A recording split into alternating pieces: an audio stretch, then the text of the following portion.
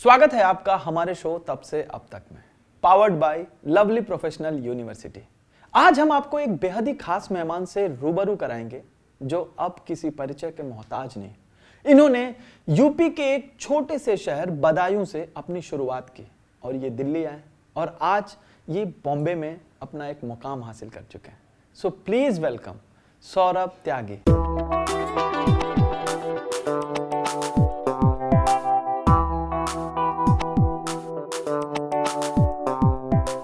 Hello sir, welcome to the show. Hello. आपका बचपन कहाँ गुजरा और पढ़ाई लिखाई कहाँ हुई?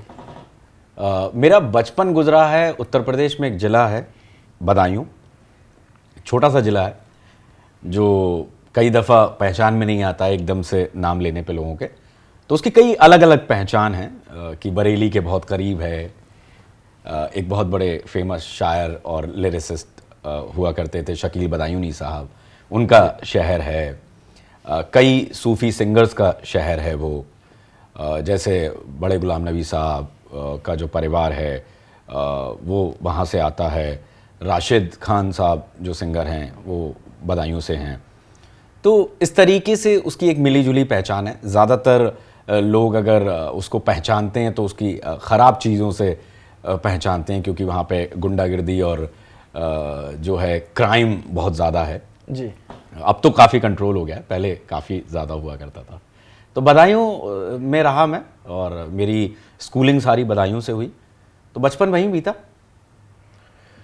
तो मतलब जो आपकी स्कूलिंग हुई 12th तक वहाँ बदायूं में हुई या ग्रेजुएशन भी आपने वहीं से किया? नहीं, 12th तक मैंने वहाँ पढ़ाई करी। 12th के बाद मैं शायद 2006 में मैं दिल्ली आ गया। 2006 में? जी। तो मैं ये कह रहा हूँ कि अमूमन ये होता है कि छोटे शहरों में लोग डॉक्टर इंजीनियर बनना चाहते हैं, तो मतलब आपके जहन में ये चीज़ कैसे आए कि फिल्म मेकर बनना है? ये देखिए, मेरे जहन में ये चीज़ बहुत बात तक नहीं आई थी। तो ये फॉर्चुनेटली लाइफ मुझे अपने आप ड्राइव करके इस बात पे ले गई, जिसमें थिएटर का बहुत बड़ा योगदान है। तो जब तक मैं उस शहर में था तब तक मुझे शायद कुछ भी नहीं बनना था। बहुत शैतान बच्चा था मैं, और एक टाइम ये आ गया था कि मेरी फैमिली हल्के हल्के मुझसे परेशान होने लगी थी कि मतलब जो छोटी छोटी शैतानियाँ बड़े शेप लेने लगी थी। और तो मुझे एक बार मेरे फादर ने जो है बड़ा इमोशनल सी एक स्पीच दी और कहा कि तुम यार, मैंने हमेशा तुम्हें बहुत सपोर्ट किया है, तुम्हें कभी कुछ कहा नहीं है, किसी चीज़ के लिए तुम्हें रोका नहीं है, कुछ ऐसा मत करो यार जिससे मेरी एक इमेज ख़राब हो। बड़ी रेपुटेटेड फैमिली है मेरी, जो बड़े साधारण से लोग हैं, सीधे लोग हैं, समाज सेवी लोग हैं। तो वहाँ मुझे उस पॉइंट पे ऐसा लगा कि यार नहीं, और आई डिसाइडेड कि मैं यहाँ से निकलता हूँ और ज़िंदगी में अब कुछ करूँगा। तो बदायूं से दिल्ली आने का आपने जो डिसाइड किया वो क्या सोच के किया कि वहाँ जाके क्या करना है? देखिए, क्या था कि एक हल्का सा थॉट था मेरे दिमाग में, क्योंकि मैं 12th तक बहुत ही ख़राब स्टूडेंट रहा। कभी कोई पढ़ाई में मेरे कोई ऐसे मार्क्स नहीं आए जिनके व्याप पे मुझे कहीं भी कोई अच्छी यूनिवर्सिटी में एडमिशन मिलता। एक चीज़ थी जो मेरे जहन में थी कि दरअसल मेरे नाना नानी जो थे वो ब्लाइंड थे। अच्छा। तो जब भी मैं उनके पास जाता था तो मेरे नाना मुझसे कहते थे न्यूज़पेपर पढ़ के सुनाओ। तो मैं बाकायदा एक न्यूज़ रीडर की तरह वो पूरा न्यूज़पेपर उनको सुनाता था और मुझे बड़ा मज़ा आता था। तो मुझे लगता था यार ये काम मैं बड़ा बेहतर कर लेता हूँ। और लोकल मैचेस होते थे तो उनमें मैं खेलता भी था, और क्रिकेट मैच होते थे तो और कमेंट्री भी करता था। तो मुझे लगता था मुझे बोलना आता है थोड़ा सा। तो फिर मैंने डिसाइड किया कि मैं समझा कि अगर इस बेदहा में कुछ करना है तो क्या करना पड़ेगा। तो कुछ लोगों से पता चला कि जर्नलिज़्म में कुछ करना पड़ेगा, मास कम्युनिकेशन जैसा कुछ करना पड़ेगा। तो वो सोच के मैं शहर से निकला था कि जाके दिल्ली करूँगा, और वही हुआ कि आके मैंने कोशिश करी उस चीज़ के लिए। शुरुआत में मैं सफल नहीं हुआ, लेकिन मेहनत करी और एकदम से लाइफ बिल्कुल चेंज हो गई थी। और बिल्कुल वैसा ही सफ़र था मेरा जैसे हर एक छोटे शहर से निकल के जब कोई इंसान बड़े शहर में जाता है और कैसे पीछे धकेला जाता है, क्योंकि उसके पास ख्वाब बड़े होते हैं, कपड़े बहुत अच्छे नहीं होते हैं, उसके पास जज्बात होते हैं मगर उसके पास उतनी अच्छी भाषा नहीं होती है।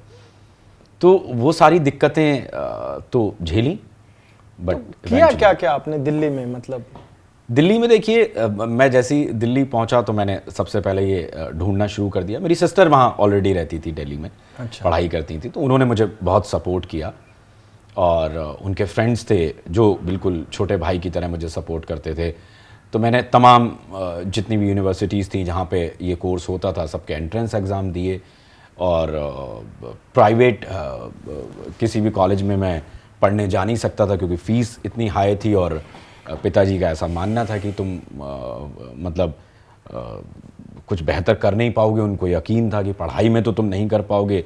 एक वो भी रीज़न था कि वो बहुत पैसा मेरे ऊपर नहीं लगाना चाहते थे, और कुछ मतलब आर्थिक परिस्थिति भी परिवार की ऐसी थी कि नहीं हो सकता था वो पॉसिबल। तो जिस साल मैंने जाके ये एंट्रेंस एग्ज़ाम की कुछ समय तैयारी करके जब दिया तो मैं सब जगह फ़ेल हो गया, कहीं भी मेरा नंबर नहीं आया। तो बहुत मायूस हो गया और समझ नहीं आया कि अब मैं क्या करूं। कुछ छोटी मोटी जॉब्स के लिए ट्राई करने लगा। मतलब मुझे बस ये था कि मुझे वापस अपने शहर नहीं जाना है, मुझे दिल्ली रहना है, अपने आप को बेहतर इंसान बनाना है, कुछ करना है। तो मेरे एक दिन मुझे याद है कि मैं नौकरी मांगने जाता था दूरदर्शन में कि मुझे कोई कमेंट्री की नौकरी दे दो। मैं इतना चाइल्डिश चीज़ कर रहा था क्योंकि उतनी समझ नहीं थी। और तो मैं निराश होकर बैठा हुआ था मंडी हाउस में कहीं। तो मेरे पिताजी ने इत्तफाकन उस दिन मेरी फ़ोन पे उनसे बात हुई और उन्होंने मुझसे कहा कि अच्छा कोई बात नहीं, अगर नहीं हो पाया तो इतना मायूस मत हो, एक काम करो, तुम थिएटर करो। और ये लफ्ज़ मैंने एक्चुअल में मैं सही बताऊं मैंने पहली बार सुना था ठीक से कि थिएटर क्या होता है। और फिर बाद में मैंने उसके मायने समझे और उन्होंने कहा कि तुम थिएटर करो और तुम्हारा तलफ़ुज़ बेहतर हो जाएगा, क्योंकि हमारे जिन शहरों से, जिस शहर से मैं आता हूँ वहाँ का भाषा का थोड़ा सा प्रॉब्लम है। तो उस चीज़ के लिए जब उन्होंने मुझसे कहा और मैं इमीडिएटली उस पर मैंने एक्शन लिया और मैंने थिएटर ज्वाइन कर लिया। दिल्ली आर्ट ऑफ थिएटर में मैंने थिएटर करना शुरू किया और फिर बस ऐसा हो गया कि मेरी ज़िंदगी वहाँ से बदलने लगी, मेरी अंडरस्टैंडिंग टूवर्ड्स लाइफ बदलने लगी, सिंसियरिटी अलग लेवल की आ गई, मैच्योरिटी आ गई थॉट्स में, और मतलब कुछ ऐसा हो गया जैसे मैजिक हो गया वो लाइफ में। तो थिएटर करने के लिए आपके फादर ने आपको बोला था? बिल्कुल, मेरे पिताजी ने बोला तो था। कभी आपने उनसे ये जिक्र किया था कि आपको फिल्म मेकर बनना है? नहीं, बिल्कुल भी नहीं किया था। और मैं तो मतलब खुद भी इस बात से बड़ा हैरान होता हूँ जब कभी अगर बाद में सोचता हूँ, या कि पिताजी को कैसे पता था। पिताजी तो एक इंसान थे जो उस शहर में ही रहे, उस शहर के दायरे में ही हमेशा जो कर सकते थे बेहतर वो करते रहे, और उनको इस बारे में कैसे पता था। तो वो कई बार होता है ना कि आप किसी के एजुकेशन या उसके जगह से या उसके आसपास की चीज़ों से ये नहीं आंक सकते कि उस इंसान की अंडरस्टैंडिंग या उसकी नॉलेज कितनी है। तो वो चीज़ काम आई पिताजी की, जो एक बहुत ही मतलब एक आदमी है जो फाइटर है। मतलब I learn lot of things from him. तो मतलब आपके फादर ने आपको बहुत सपोर्ट किया? बहुत सपोर्ट किया। और जब फर्स्ट टाइम आपने घर में बताया कि आपको फिल्म मेकर बनना है तो क्या रिएक्शन था लोगों का? क्योंकि अमूमन क्या होता है कि जो जैसा आप बता रहे हैं कि बदायूं छोटी जगह है, तो वहां पे लोग मैक्सिमम यही लोग सोचते हैं कि मेरा बेटा इंजीनियर बनेगा या कोई अच्छा डॉक्टर बनेगा। तो जब आपने फिल्म मेकर का बताया तो पहला रिएक्शन क्या था? देखिए, एक वो जिनके बच्चे इंजीनियर और डॉक्टर बनते हैं वो बच्चे अलग होते हैं, और मेरे परिवार के साथ तो ऐसा था कि जिनका बच्चा गुंडा ना बन जाए तो वो उसके अलावा कुछ भी बन जाए। तो उनका तो वैसा था। तो उनका कभी उन्होंने ऐसा मेरे ऊपर कुछ कहा नहीं कि तुम ये कर लो। एक बार पिताजी ने ज़रूर कहा था कि क्यों मास कॉम करना चाहते हो, सीए या सीएस कुछ कर लो। तो मैंने कहा क्या बात कर रहे हैं आप, इतनी पढ़ाई तो मैं कर नहीं पाऊँगा। एंड फाइनली फिर मेरा जामिया में सिलेक्शन हुआ, बीए मास कम्युनिकेशन में मैंने ग्रेजुएशन करना शुरू किया। साथ साथ मैं थिएटर तब तक मैं इतना ज़्यादा थिएटर में इन्वॉल्व हो गया था कि मुझे लग रहा था कि मैं अब फाड़ दूंगा दुनिया में, मैं मुझे कोई कुछ भी करने से रोक नहीं सकता। तो वैसा इम्पैक्ट था तो मेरी मतलब लाइफ में। फादर का सपोर्ट था, मतलब आप कह सकते हैं। Support in terms of support, emotionally बहुत सपोर्ट था। और जब जब कभी ज़िंदगी में मैंने कुछ बहुत गलत किया तो उन्होंने मुझे कभी डांटा नहीं। तो उन्होंने वो इंसान मेरे अंदर जिंदा रहने दिया, वो समझ जिंदा रहने दी कि एक यू नो कि आप कुछ गलत ना करें, मतलब कुछ ऐसा ना करें जो आप अपनी वजह से दूसरों को हार्म पहुंचाएं। तो एक सज्जन, संयमता, सच्चाई, ईमानदारी, इंसानियत, वो सब हमेशा वो वक्त वक्त पे टीच करते रहे। और मुझे लगता है इससे बड़ी सपोर्ट और कोई नहीं होती है। अगर उन्होंने नहीं किया होता तो शायद मैं बेहतर इंसान नहीं हो पाता और अपनी गलतियों को नहीं समझ पाता, और यहाँ तक कि जो भी छोटी सी जर्नी है उसको तो मैं नहीं पहुँच पाता वहाँ तक। तो दिल्ली में थिएटर करते करते वो पहला ख्याल कब आया कि अब बॉम्बे चलना चाहिए? एक्चुअल में सही बताऊं तो ये भी एक ऐसी चीज़ है जो इत्तेफाक हुई। मैंने कभी ख्याल नहीं किया, जबकि थिएटर में जो और सीनियर थे या थिएटर में जो ग्रुप के लोग थे वो बम्बई आ जा रहे थे, फिल्मों में काम भी करना कुछ लोगों ने शुरू कर दिया था। लेकिन मुझे थिएटर करने में इतना मज़ा आ रहा था कि मैंने सोचा नहीं था कि फ़िल्मों की तरफ जाऊंगा मैं।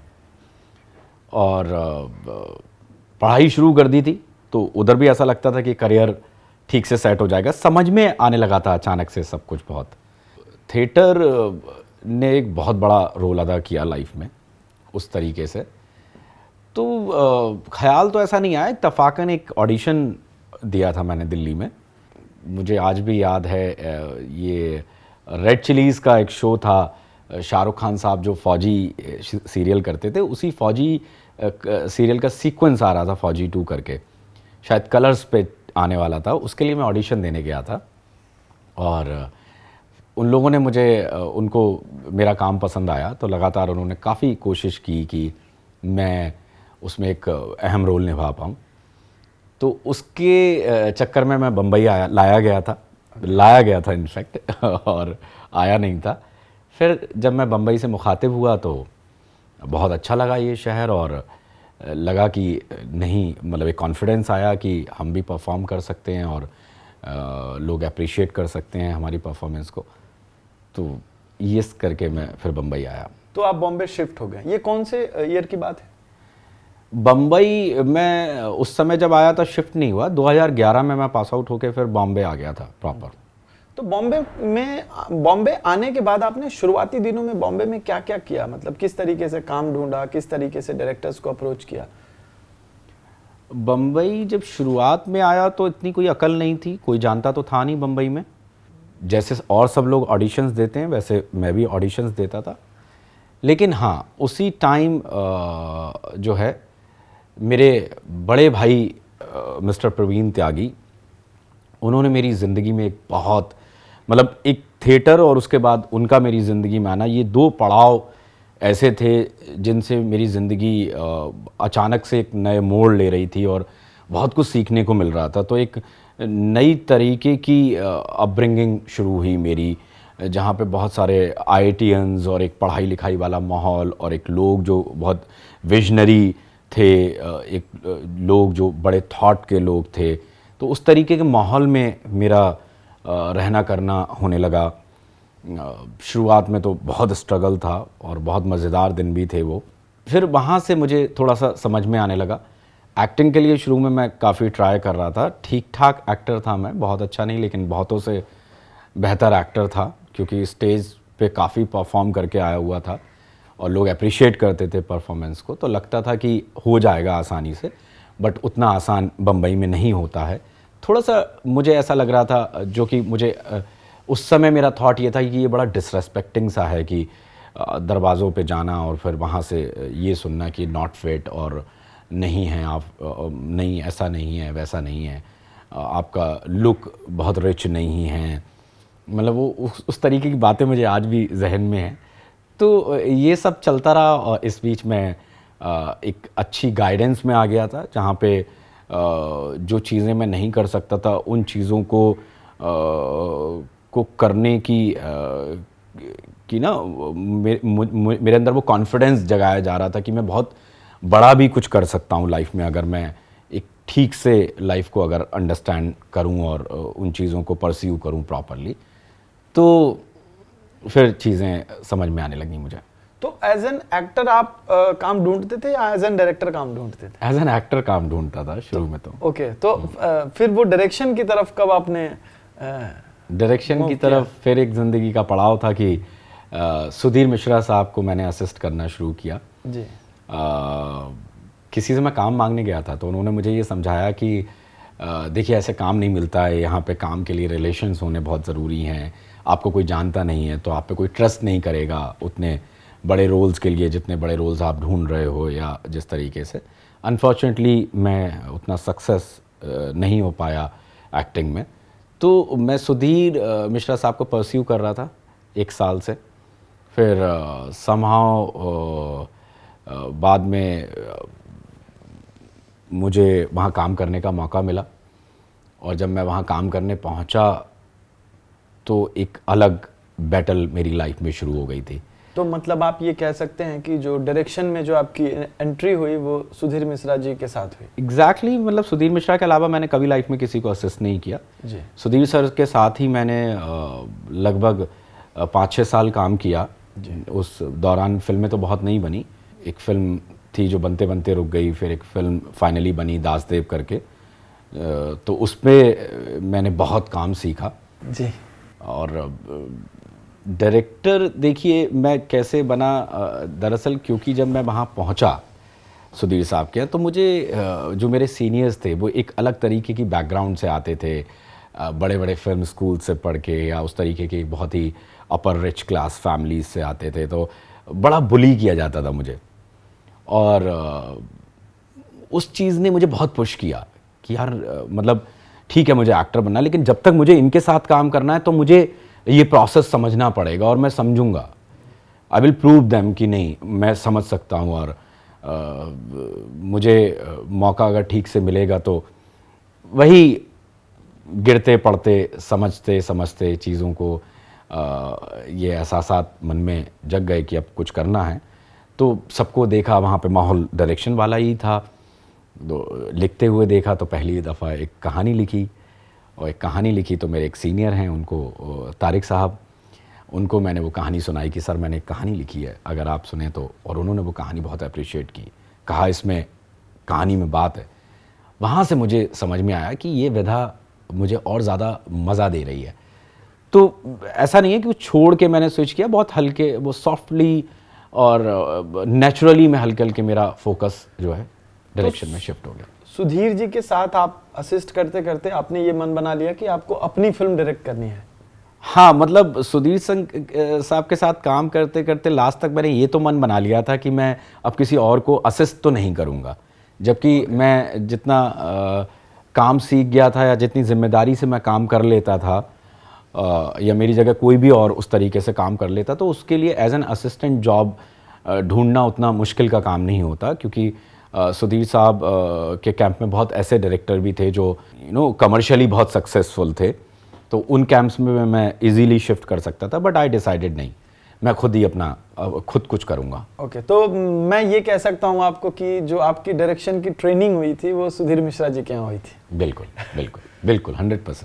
तो आपने जो पहली फिल्म अपनी बनाने की सोची तो आपके पास तो कई सारी स्क्रिप्ट रही होंगी, तो आपने कैसे चूज किया कि मुझे ये फिल्म पहले बनानी है? क्योंकि अमूमन क्या होता है कि जैसे ये भी डर लगता होगा आपको कि पहले फिल्म है, गलत स्क्रिप्ट ना हाथ लग जाए, कैसे करूँगा क्या करूँगा, तो वो डिसीजन कैसे लिया आपने?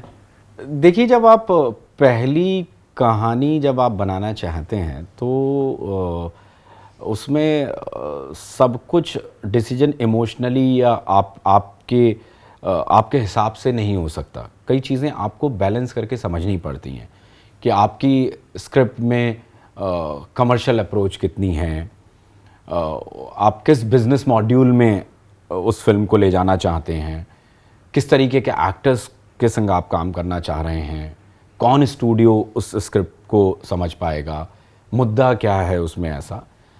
तो हाँ, मतलब पहली जो फिल्म मैं बनाना चाहता था उसमें मैं उतना मुझे वो फिल्म उतनी कमर्शियल वायबल नहीं लग रही थी। तो मैंने ये आइडिया ड्रॉप किया कि नहीं, मैं इस फिल्म को बाद में बनाऊंगा, बहुत अच्छी कहानी है वो। और मैं पहले एक ऐसी फिल्म बनाऊंगा जो जो जो सुनते ही प्रोड्यूसर एक्साइटेड हो जाए कि हाँ ये बननी चाहिए।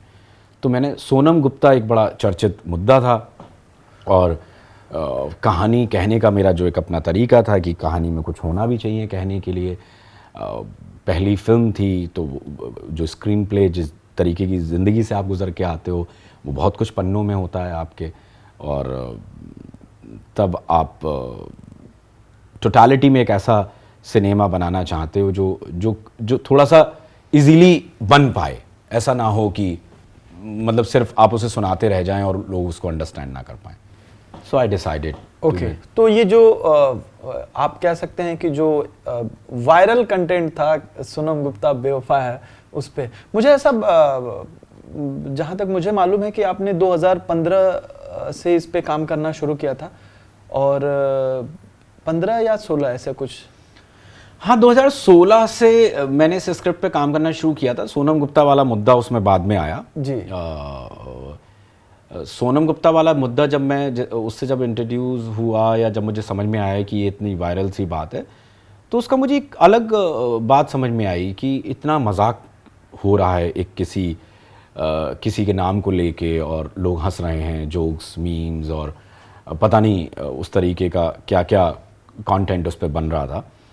तो मुझे लगा कि इस तरीके के मजाक या इस तरीके की चर्चा जो एक सवाल की तरह है, उसका एक क्लोज़र होना चाहिए, और एक ऐसा सॉफ्ट क्लोज़र होना चाहिए जिसमें वो एस्पेक्ट भी पता चले कि आप जो मजाक कर रहे होते हैं वो किसी को हर्ट भी कर रहा होता है किसी वे में कभी कभी। तो मैंने उस चीज़ को बैलेंस करके दिखाने की कोशिश करी, जिसमें मैं काफ़ी हद तक सफल भी हुआ, कुछ असफल भी रह गया जी।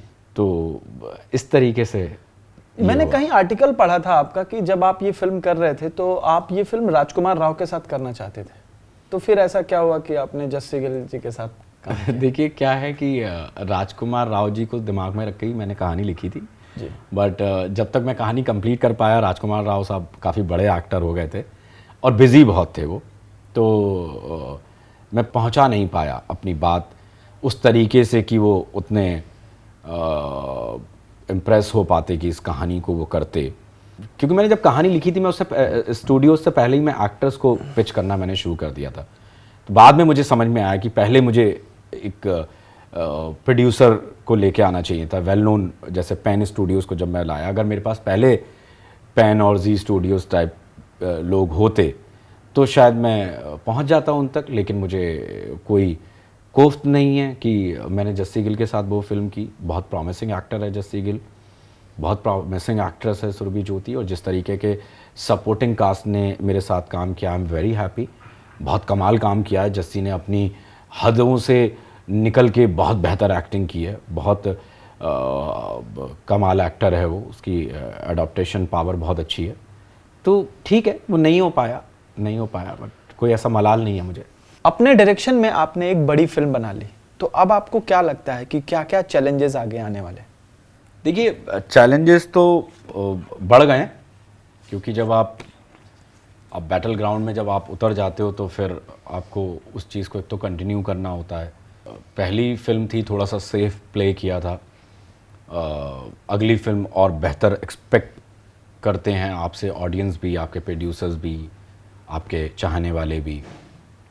तो चैलेंजेस तो हैं, कहानियों को लेके हैं, अपने डायरेक्शन स्किल्स को और बेहतर करने के हैं, स्केल, बड़े स्केल पे फिल्म बनाने के हैं। तो बहुत सारे चैलेंजेस आपके खुद से भी होते हैं। आपने जब ये पहली फीचर फिल्म बनाई, जैसा कि अभी आपने जिक्र किया कि 4 साल 5 साल लग गए आपको पूरा डिज़ाइन करने में, बहुत सारे उतार चढ़ाव आए होंगे, तो जब बहुत सारे ऐसे पॉइंट्स आते होंगे जहां आपको लगता होगा कि अब नहीं कर सकता, तो आपने अपने आप को मोटिवेट कैसे करते थे? जब ऐसा हुआ कि लगा कि नहीं होगा, तब तक कुछ लोग हैं जो मेरा सपोर्ट सिस्टम है, उन्होंने मुझे कभी टूटने नहीं दिया। कुछ एक अपने अंदर का विश्वास था जिसने कभी टूटने नहीं दिया। कुछ मेरा भगवान पे यकीन है, उसने हमेशा कहीं ना कहीं ऐसे in that way I am very blessed कि उसने हमेशा कोई ना कोई रास्ता, एक नई राह दिखा दी। तो कभी ऐसा मौजू आया नहीं एक्चुअल में कि ऐसा लगे कि नहीं यार नहीं होगा। आप सबसे ज्यादा यकीन किस पे करते हैं? अपने दोस्तों पे। आप अगर फिल्म मेकर नहीं होते तो क्या होते? फिल्म मेकर नहीं होता तो मैं क्या होता, ये बड़ा कंफ्यूजिंग सा है, कभी ऐसा सोचा नहीं। शायद शायर होता मैं। शायर। जो जैसा कि लोग कहते हैं कि बॉम्बे बड़ा शहर है, आप इतनी छोटी जगहों से आए, आपने फिल्म बनाई, क्या अब आपको लगता है कि अब सब कुछ ठीक ठाक है? देखिए, सब कुछ ठीक ठाक के मायने बड़े अलग होते हैं, क्योंकि ये जिस तरीके की फील्ड है बड़ी चैलेंजिंग है। तो कभी भी सिक्योर आप नहीं होते हैं। हर एक काम के बाद और बेहतर काम करने की आपकी इच्छा भी होती है और लोग भी आपसे बेहतर एक्सपेक्ट करते हैं। तो कभी ऐसा लगता नहीं है। अभी तो ये बिल्कुल शुरुआत है, बहुत बड़ी लड़ाई है और पार जाना है। हमने आपकी कई सारी शॉर्ट फिल्म्स देखी हैं और मुझे ऐसा लगता है कि आपकी कई सारी फिल्मों को बहुत सराहा भी गया है, अवार्ड्स भी मिले हैं, फीचर फिल्म भी देखी। तो अभी आपकी आने वाली फिल्में कौन कौन सी हैं? देखिए, आने वाली फिल्मों के बारे में अभी मैं नहीं कह सकता, क्योंकि जिस तरीके के स्टूडियोज़ के साथ मैं काम कर रहा हूँ, एक प्रोटोकॉल होता है। दे विल अनाउंस सून कि क्या फिल्में हैं और जल्दी चीज़ें शुरू होंगी, कुछ बेहतर करने की कोशिश होगी। आप एक फिल्म मेकर हैं, आपकी पसंदीदा फिल्म कौन सी है? ओमकारा। आपके पसंदीदा एक्टर? विक्की कौशल। आपके पसंदीदा डायरेक्टर? बहुत सारे डायरेक्टर्स पसंद हैं मुझे तो ये एग्जैक्ट एक नाम लेना थोड़ा सा मुश्किल होगा मेरे लिए। लेकिन राकेश, ओम प्रकाश मेहरा, राजू ईरानी, ये कुछ ऐसे नाम हैं जो जिनका क्राफ्ट मुझे बहुत पसंद है। ये जो नए लोग जो डायरेक्शन में आना चाहते हैं, जो यंगस्टर्स हैं या जो अभी छोटे शहरों से बॉम्बे आते हैं, फिल्में बनाने का सोचते हैं, उनको आप क्या राय देना चाहेंगे? मतलब ऐसे तो मैं किसी को कोई राय देने की बात में इतना बिलीव नहीं करता हूँ, बट सबकी अपनी एक जर्नी होती है। लेकिन हाँ, कुछ चीज़ें मुझे ऐसी लगती हैं जो शायद किसी के काम आ सकती हैं कि जो लोग भी इस फील्ड में काम करने आ रहे हैं, एक तो उनको थिएटर ज़रूर करना चाहिए, क्योंकि थिएटर से आपकी अंडरस्टैंडिंग बहुत ब्रॉड होती है। एक कमिटमेंट और एक किसी प्रोडक्ट को कैसे स्टार्ट टू एंड तक ले जाना होता है, वो एक जो तरीका होता है वो आप समझ पाते हैं। जी, मतलब बिलीव करो अपने ऊपर, अपने नरेटिव, अपनी स्टोरी टेलिंग में यकीन रखो। चीज़ें शुरुआत में थोड़ी सी मुश्किल लगेंगी, लेकिन इवेंचुअली आप कर पाएंगे। बॉलीवुड के one of the young director आप हैं और अभी आपकी फिल्म आई, सक्सेसफुल रही, सारी चीज़ें रही, तो अब कैसा लगता है अंदर से? कैसा? मतलब मुझे तो ऐसा लगता है कि थोड़ी सी जिम्मेदारी फील होती है, खुद के प्रति। अब हल्के हल्के जैसे आप बढ़ते जा रहे हैं, एक बड़ी टीम, बहुत सारे लोग आपसे जुड़ते जा रहे हैं, तो काम की बहुत सारी जिम्मेदारी मुझे लगती है। ऐसा कुछ जॉय या कोई ऐसा कोई बहुत ऐसा फील तो नहीं होता है कि मतलब ये हो गया है, मतलब ये अंत नहीं है, ये तो शुरुआत है। आपने बड़ी फिल्म बनाई, एक फीचर फिल्म बनाई, क्या सोनम गुप्ता बेवफा है। इस सबसे यंग डायरेक्टर और आपके इतने सारे सीनियर्स जो बॉलीवुड के, विजय राज जी, विजेंद्र काला जी, बहुत सारे लोगों ने आपके साथ काम किया, तो क्या कुछ ऐसा ईगो क्लैश या कोई दिक्कत आई कि अरे ये तो नया डायरेक्टर है, ये कैसे काम करेगा, ऐसा कोई वाकया? नहीं, मेरे जहन में ऐसा नहीं आता है कि मेरा कभी किसी एक्टर के संग कोई इशू हुआ हो। क्योंकि बहुत सपोर्टिंग थे सारे एक्टर्स, बहुत सीनियर थे, बिल्कुल सही कह रहे हैं आप, बट वो कन्विंस थे मेरे कहानी से, मेरे डायरेक्शन से। तो कभी उनको ऐसा मौका मैंने नहीं दिया कि वो इस तरीके की कोई बात कह पाएँ मुझसे जो बहस या ईगो या इस तरीके से किसी वे में चेंज हो। आपके हिसाब से क्या लगता है कि जब एक यंग डायरेक्टर फिल्म बना रहा होता है तो क्या क्या चैलेंजेस वो फेस करता है? देखिए, मेरे साथ जो पर्सनली चैलेंजेस थे वो थे कि मैं और ज़्यादा छोटा था जब मैं कहानी पिच कर रहा था, और अब तो क्योंकि एक सफ़र है उसके साथ मैच्योरिटी और ज़्यादा आ गई है, वो चेहरे पे भी और फिज़िकली भी उस वे में।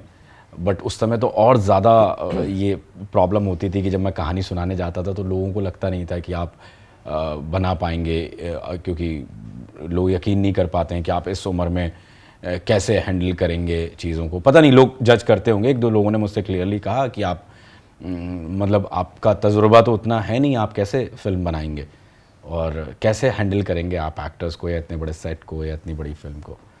तो बट इवेंचुअली समझ में आने लगता है लोगों को कि नहीं, अगर आप सिंसियर हैं, आपकी कहानी, आपका नरेशन, आपकी कन्विक्शन बोलती है, तो फिर हो जाता है।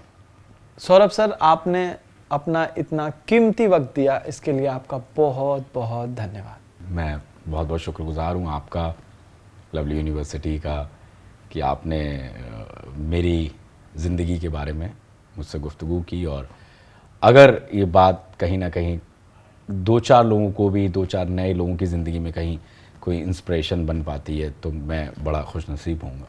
Thank you sir, thank you so much. Thank you very much.